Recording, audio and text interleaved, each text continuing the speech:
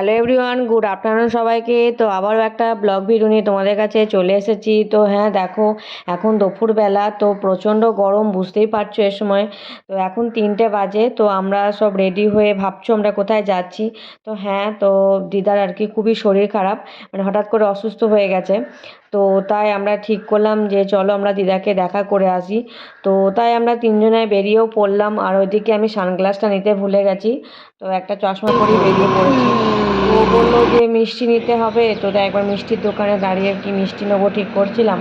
আর এদিকে মেয়ে বলছে মা চকলেট কেনো, কিন্তু দোকানটা বেশিরভাগই বন্ধ ছিল, দিয়ে আর কেনা হয়নি। তো তাও দেখলাম আশেপাশে যে কোথাও চকলেটের দোকান ভালোভাবে খোলা আছে কিনা, কিন্তু সেটাও ছিল না। আর এদিকে দেখো গাড়িটাও একটু মানে পাম্প কমে গেছিলো, তাই গাড়িটা একবার পাম্প করে নিয়ে তো আমরা বেরিয়ে পড়লাম। তো চলো অনেকটাই পৌঁছে গেছি আর কি। দেখো এটা মামার বাড়ির মন্দির আর কি, তো সিংহবাহিনী মন্দির এটা। তো চলো দিদাকে একবার দেখা যাক, তো অনেকদিন দিদাকে দেখিনি।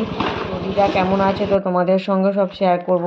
তো দেখো, তো ভাবলাম মন্দিরটা একবার দেখে আসি, কিন্তু মন্দিরটা তো বন্ধ ছিল, বিকাল 6টা ছাড়া আর কি খোলে না।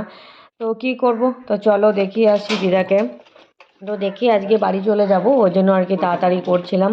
তো এই যে দেখো দিদা এখানটায় শুয়ে আছে, তো তাই আর ডাকলাম না শুয়ে আছে বলে। তো ভাবলাম যাই একবার ভিডিও করি, কিন্তু ঘুমাচ্ছে মামা বলল, তো ওই জন্য আর গেলাম না। তো একটু বসে খাওয়া দাওয়া করে তারপর তখন আবার চলে যাব। তো এই যে দেখো দিদাকে ডাকা হয়েছে, কিন্তু দিদা তো কিছুই বুঝতে পারছে না, চিনতে পারছে না আর কি। আমাদেরকেও চিনতে পারছে না, কারণ আমরা অনেক দিন পর আর কি দিদার সঙ্গে দেখা করতে গেলাম। তো তার জন্য হয়তো চিনতে পারছে না। আর ওইদিকে মামি চাটা বানাচ্ছিল, চানাচুর দিচ্ছিল, তো সেগুলো একটু খাওয়া দাওয়া করছিলাম। আর এই যে দেখো কাপটা, আমার তো খুবই ভালো লেগেছে কাপটায়। এই কাপটা জানো তো অনেক দিনের আর কি।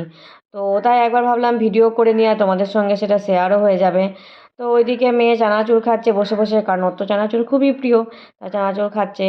তো এবার দিদাকে উঠিয়ে বসানো হয়েছে, তো দিদাকে মনে করানোর চেষ্টা করা হচ্ছে যে আমরা কে, কিন্তু কিছুতেই মনে করতে পারছে না। তো চলো কি করবে, অনেকটাই বয়স হয়ে গেছে, মানে দিদার বয়স বলতে পারো 85 কি 87 এরকম বয়স হয়ে গেছে আর কি। ওই জন্য আর কি বুঝতে পারছে না কিছু। তো অনেকটাই দেরি হয়ে গেছে, কারণ মেয়ের আবার বিকালে আঁকারও আছে। তাই করে বেরিয়ে পড়লাম, কিন্তু তখনও দেখলাম যে মন্দিরটা বন্ধ, তো মন্দিরের ভেতরে ঢুকতে পারলাম না।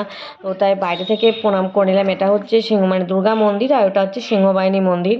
তো চলো আমরা তিনজনে আবারও বেরিয়ে পড়লাম।